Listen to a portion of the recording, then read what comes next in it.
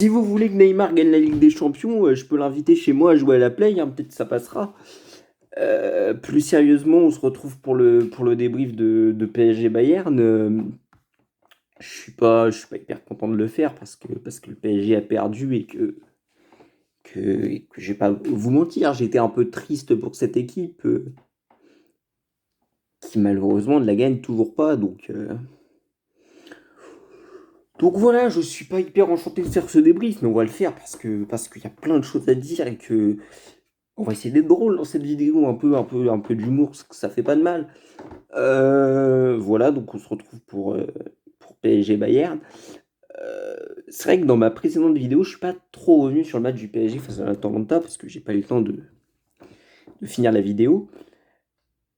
Du coup, ce que je peux dire sur le PSG avant qu'ils affrontent le Bayern dans cette finale, c'est que on a vu un PSG qui a été très bon en attaque, qui a su très bien gérer ses contre-attaques, qui a géré offensivement, mais qui défensivement a manqué d'agressivité, euh, a trop laissé l'adversaire venir, et, et ça aurait pu leur coûter cher. Ça aurait pu leur coûter cher. Euh, Apparemment, contre Leipzig, c'était une tactique de la part de Thomas Tuchel, mais c'est une tactique qui, qui aurait pu leur coûter cher parce que du coup, ça oblige les défenseurs centraux à défendre dans la surface. Et défendre dans la surface, à partir du moment où le ballon il est dans la surface, il y a danger. Donc voilà, on a vu des latéraux physiquement pas très bons, qui se faisaient souvent dépasser. On a vu des joueurs qui gambergeaient quand il fallait intervenir défensivement, qui ne savaient pas s'ils devaient y aller, s'ils devaient rester derrière. On a eu des joueurs qui gambergeaient à est-ce qu'on dégage, est-ce qu'on fait la passe. Voilà, j'ai vu quelques hésitations de la part d'un joueur comme Kipembe, voilà. Et c'est des défauts, des gros défauts même, qui ne passeront certainement pas face au Bayern, qui ne seront pas passés face au Bayern et qui auraient pu coûter cher au PSG face à l'Atalanta. Donc voilà, face à Leipzig, un peu moins parce que Leipzig n'était pas dans le coup, quoi. Mais les petites gambergences de la part des joueurs parisiens bah, auraient pu leur coûter cher. Mais bon, l'attaque est présente, ça joue au football un peu, même si, comme je l'ai dit dans ma précédente vidéo, ça se déplaçait pas trop entre les lignes, sur- surtout face à l'Atalanta, parce que contre Leipzig, on a vu un peu plus de mouvement, mais voilà, le PSG est en finale.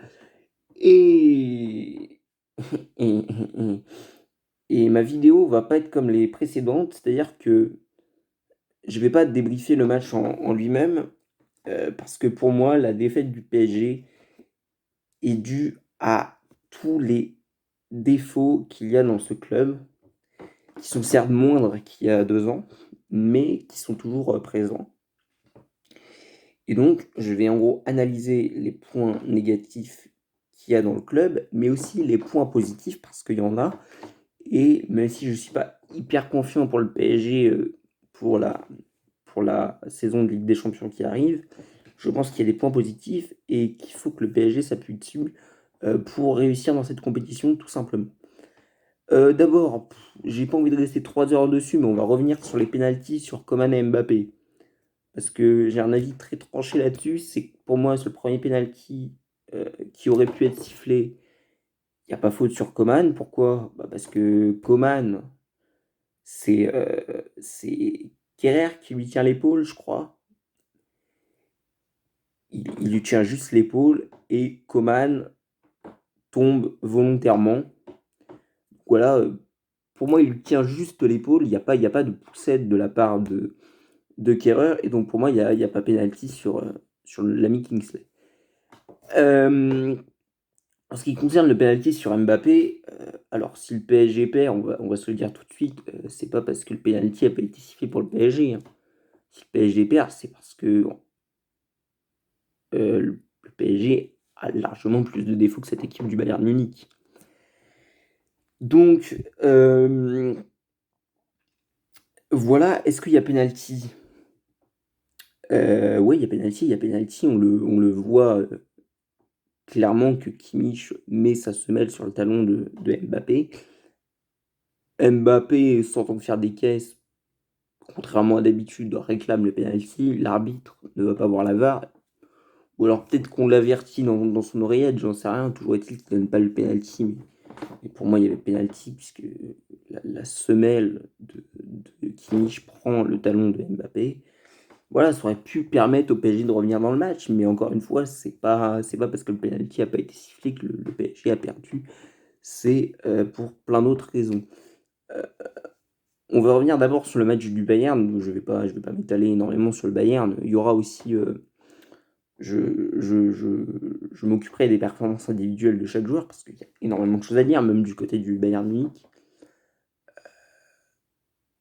Le Bayern Munich. Alors du coup, on a changé de décor. Je pense que je vais tourner mes vidéos ici maintenant parce que je me rends compte que ça donne un truc pas mal. Voilà. C'est peut-être un peu glauque, remarque, mais ça donne un truc pas mal. Alors oui, du coup, je disais le Bayern Munich. Le Bayern Munich, le seul truc qui font qu'ils gagnent le match, mais c'est un truc qui n'est pas des moindres, c'est que le pressing est de retour. Contre Lyon, il l'avait un peu abandonné, et du coup, ça a permis aux Lyonnais de prendre la profondeur, parce que du coup, comme ils étaient moins hauts et moins compacts, du coup, ça permettait aux Lyonnais d'aller plus vers l'avant, tout simplement. Et non, là, ils l'ont intensifié, et ce pressing est incroyable, et coordonné entre les joueurs, et ça a complètement étouffé les Parisiens. Et ça leur a permis de récupérer un nombre de ballons incalculable qui leur ont permis de se créer quasiment toutes leurs occasions, en fait. Toutes leurs occasions viennent de leur pressing, en fait. Et finalement, c'est le seul truc qui permet au Bayern de gagner, mais c'est un énorme truc. Et sans doute que dans l'efficacité, je parle bien de l'efficacité, ce Bayern est sans doute la meilleure équipe de l'histoire du football. J'ai pas peur de le dire. Le Barça de Guardiola, c'était très impressionnant, mais c'était pas hyper efficace tout le temps, du moins. Alors que là, c'est d'une efficacité redoutable et, euh, et, et ça fout les chocottes à l'équipe adverse, quoi. Les chocottes. J'ai utilisé le mot les chocottes. Voilà. Donc voilà ce qu'on pouvait dire un peu sur le Bayern. Moi, ce que je vais dire sur le PSG, c'est voilà la première raison pour laquelle ils perdent ce match, c'est parce que voilà, il y a un collectif qui est tout nouveau au PSG et qui n'a pas eu le temps de se former. Et, euh, et donc voilà, et on peut pas en vouloir au PSG d'avoir formé un collectif après ce match retour face à Dortmund. On peut pas leur en vouloir d'avoir formé un collectif que au mois de mars, puisqu'en Ligue 1, ils dominent tellement qu'il n'y a pas besoin d'être hyper soudé et d'avoir un jeu hyper collectif et d'avoir une espèce d'ossature qui leur permet, je veux dire, rien que la présence sur le terrain leur permet de dominer les équipes de Ligue 1. Donc, ils n'ont pas besoin d'avoir une grosse ossature pour marcher sur la Ligue 1. Et malheureusement, c'est peut-être ce qu'il faudrait en fait, même si c'est pas forcément nécessaire pour le PSG en Ligue 1. Mais du coup, c'est un collectif très très très très très très frais euh, et qui,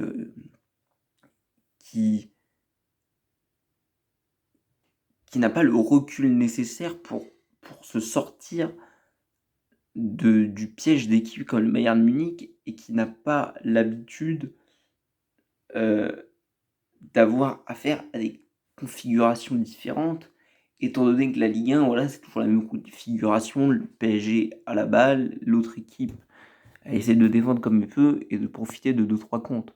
Je vais en revenir tout à l'heure, mais voilà, avec un collectif qui vient de naître, voilà, c'est compliqué de créer du jeu, et hier on a vu que le PSG avait du mal à créer du jeu, mais voilà, pour moi c'est pas, voilà ce que je vous dis là, le collectif frais, c'est pas le défaut principal du PSG. L'autre défaut que je voulais mettre en avant, c'est tout simplement, et là certains vont peut-être me regarder avec des gros yeux, mais le manque de joueurs de classe mondiale, tout simplement. Parce que si vous regardez bien le PSG, il y a sur la liste des titulaires, il y a 4 joueurs de classe mondiale. C'est Keylor Navas dans les buts et la ligne d'attaque Di Maria, Mbappé, Neymar. Sinon, on n'a pas de joueur de classe mondiale. Thiago Silva est un très bon défenseur. C'était peut-être le meilleur défenseur du monde quand il était à Milan. Pour moi, ça n'a pas été le cas quand il était au PSG. Voilà, je vous le dis clairement. Kipembe est une étoile montante qui sera peut-être un des meilleurs défenseurs du monde en 2-3 ans. Voilà, mais pour moi, c'est pas une star mondiale. Bernat Kerrer, je parle pas, quoi. Enfin, c'est. Ils ont le niveau pour jouer à Lyon, quoi, peut-être. Mais malheureusement, pas pour jouer au PSG. Au PSG, il faut des latéraux, il faut des Trent Alexander-Arnold, des Alexandro. Sauf que ce que je vais vous dire là, c'est que ces deux mecs-là, ils viendront jamais en Ligue 1. Mais je vais détailler après, mais ils viendront jamais en Ligue 1, ces mecs-là. Pourtant, c'est des mecs comme ça qu'il faut, si le PSG veut remporter la Ligue des Champions. Voilà, il y a pas plus compliqué que ça. Ne serait-ce qu'un mec comme Joao Cancelo, quoi, qui a un bon latéral, qui ne fait pas non plus partie des 5 meilleurs latéraux du monde, mais qui a un bon latéral. Voilà, il faudra un latéral comme ça à Paris, malheureusement, il n'y a pas ça, quoi. Au milieu, Marquinhos, pareil, il est un très bon joueur, il deviendra peut-être un des meilleurs défenseurs centraux dans 2-3 ans, mais pour l'instant, c'est pas le cas. Paredes est un bon joueur de Ligue 1, mais voilà.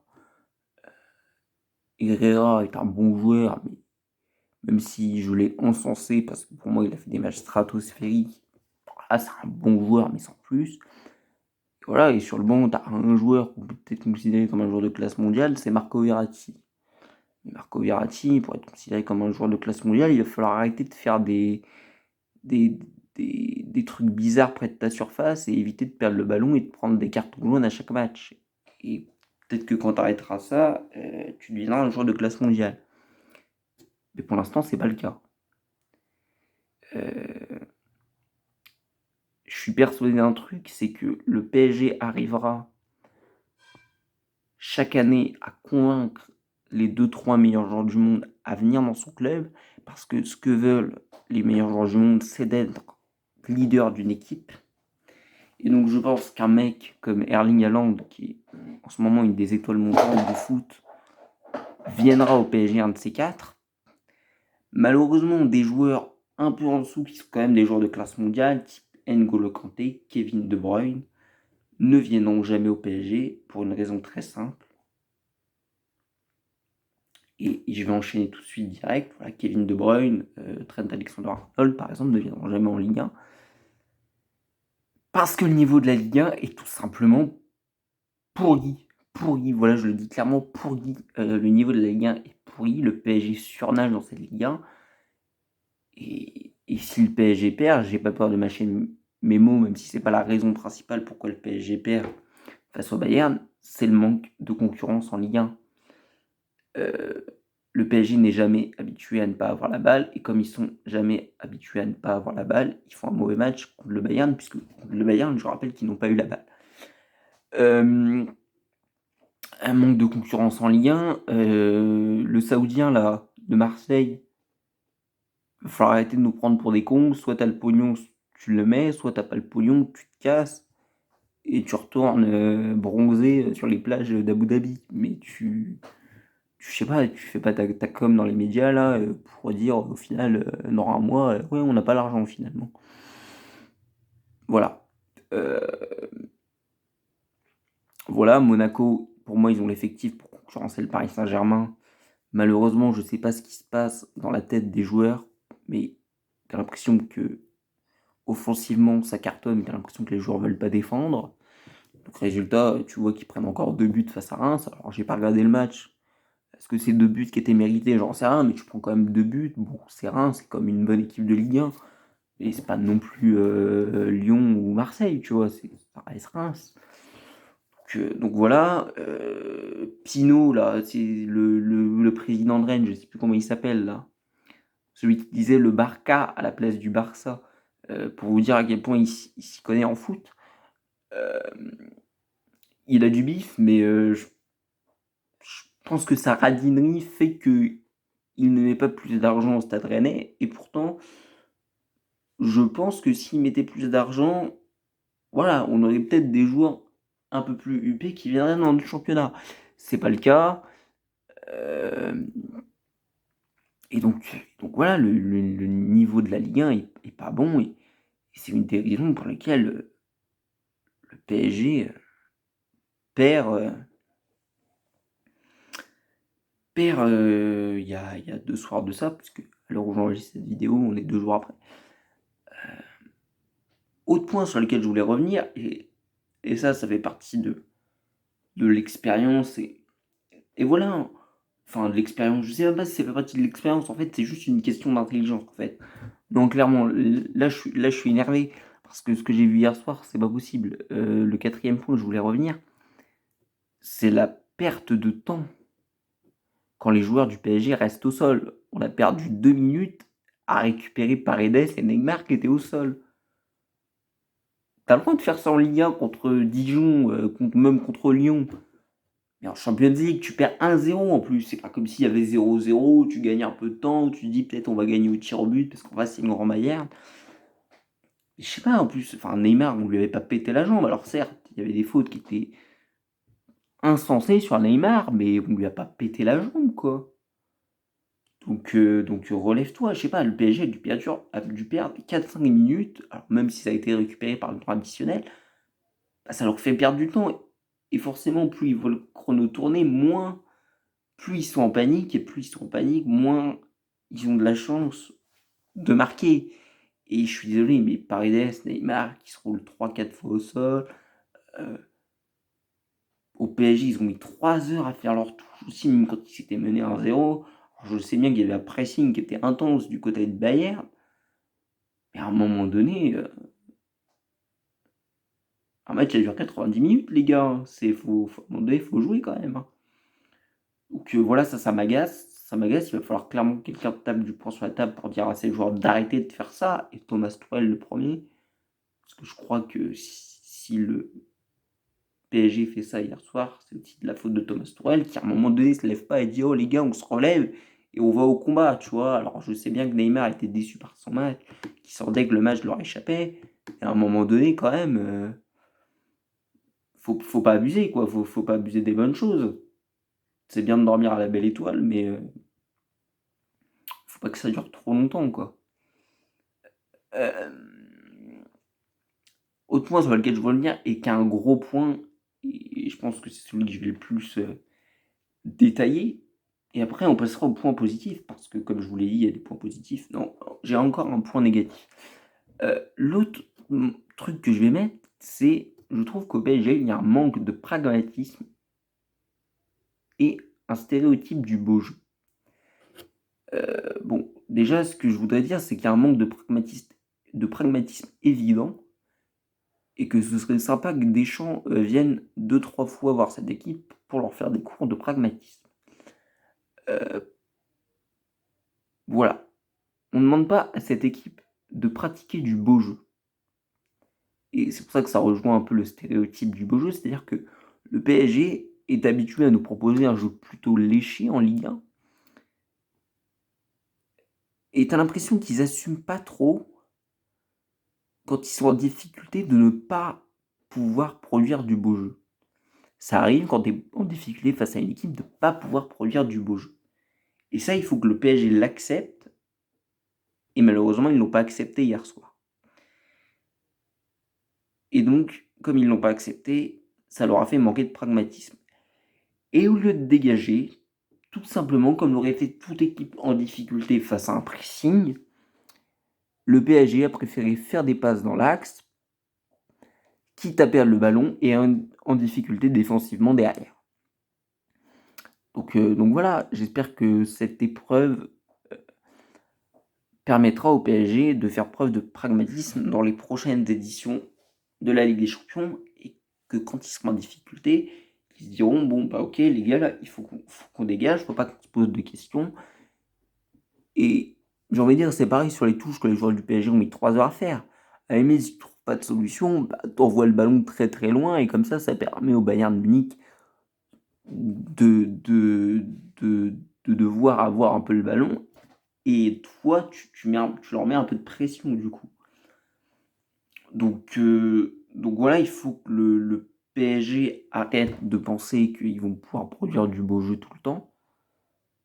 Voilà, faut qu'ils arrêtent de penser ça parce que contre une équipe face au Bayern qui est supérieure au PSG, bah, ils se doutent bien qu'ils vont sans doute pas pouvoir produire le jeu qu'ils produisent en Ligue 1 par exemple. Et ça, il va falloir l'accepter. C'est dur à l'accepter, mais ça fait partie du travail pour que le PSG devienne un grand club. Un grand club et ça fait partie de l'expérience aussi d'une finale. C'était la première finale. Ce club manque d'expérience et j'espère que cet épisode leur fera, face au Bayern, leur permettra de prendre de l'expérience. L'autre question que je me posais, mais là j'ai pas la réponse et je vous la pose. S'il y a du monde dans les commentaires, ce que je ne pense pas, mais vas-y, on ne sait jamais, hein. Je vous pose la question, est-ce que le PSG est encore faible mentalement? Je me pose la question parce que on sait très bien qu'avant cette phase, cette saison de Ligue des Champions, on sait très bien que le PSG était faible mentalement dans cette grande compétition. Parce que voilà, pour plein de raisons, on va pas revenir dessus. Et là, voilà, le PSG, on sent qu'ils ont réussi, n'ont plus peur de gagner comme c'était le cas avant, mais il y a encore ces petits trucs qui me font penser que le PSG, mentalement, a encore peur de faire des bêtises et a peur de gagner, mais aussi de perdre. C'est-à-dire que Presnel Kipembe, qui a un temps d'hésitation pour faire une passe, c'est ce qui me fait penser que peut-être le PSG est encore faible mentalement. Parce qu'un joueur qui n'est pas faible mentalement, il n'hésite pas à faire la passe. Et en une seconde, il sait quelle passe il doit faire. Quand je vois Di Maria qui hésite à dégager et à mettre un grand coup de tatane, parce que j'ai vu aucun joueur dans ce match mettre un gros coup de tatane quand le Bayern mettait un pressing intense, je me dis que c'est peut-être dû à une peur mentale. Quand je vois Neymar s'excentrer à ce point sur le terrain comme il l'a jamais fait de sa carrière, je me dis, est-ce un problème mental? A-t-il peur de se faire percuter par le joueur du Bayern et d'être blessé encore plus longtemps qu'il l'a été ces dernières années? Peut-être. C'est une question que je me pose, je ne sais pas, mais il y a certains trucs qui me font penser que le PSG est encore faible mentalement. Et moi, j'attends de voir les confrontations aller-retour qui vont revenir en Ligue des Champions la saison prochaine, pour voir si le PSG est devenu une équipe qui a du mental. Parce qu'on sait très bien que le PSG est capable de battre les grandes équipes sur un match. On l'a vu en phase de poule en Ligue des Champions, ils ont battu Liverpool, ils ont battu le Real, ils ont battu le Bayern. Plus loin dans le temps, ils ont battu Barcelone. Mais quand la double confrontation arrive face aux grandes équipes, on sait que le PSG se fait souvent caca dessus lorsqu'il s'agit d'affronter les grandes équipes. Et la seule grande équipe qui a battu le PSG en phase finale de Ligue des Champions depuis l'arrivée des Qataris, c'est Chelsea en huitième de finale de la Ligue des Champions. Donc, c'est peu pour un club qui prétend à être le meilleur club du monde, tout simplement. C'est peu. Et voilà, tout simplement. Et l'autre truc que je voulais revenir, sur lequel je voulais revenir quand je disais que le PSG manquait de joueurs de classe mondiale, euh, c'est que oui, le PSG pour moi ne fait pas partie des 8 meilleures équipes du monde. Pour moi, le PSG est en dessous d'équipes comme Barcelone, malgré la claque 8-2 pense que le Barcelone est toujours supérieur au Paris Saint-Germain, est en dessous des clubs comme le Real, est en dessous d'un club comme le Bayern, est en dessous d'un club comme Chelsea, est en dessous d'un club comme City, est en dessous d'un club comme Liverpool, est en dessous d'un club comme l'Atlético. Voilà, ça fait 7 clubs. Je pense que voilà, le PSG fait partie des 8 meilleures équipes du monde, mais elle ne fait pas partie du top 5. Et pour avoir plus de chances de gagner la Ligue des Champions, il faudrait faire partie de ce top 5. Et pour faire partie du top 5, il faut créer un collectif, mais il faut aussi avoir plus de joueurs de classe mondiale. Et parce que 4 sur 11 sur les titulaires, pour gagner la Ligue des Champions, 4 joueurs de classe mondiale, c'est très peu. Surtout que du côté du Bayern, il y avait...